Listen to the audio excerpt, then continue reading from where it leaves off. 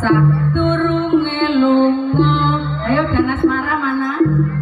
Leni ana wektu aku ngesun pipimu, lan ngelus rambutmu. Sayang, sadurunge lunga, aku leni wektu kowe ngesun pipimu. Lagi ngelus rambutku, tak jaluk ojo nganti lali kowe ninggal aku ana kene dhewe.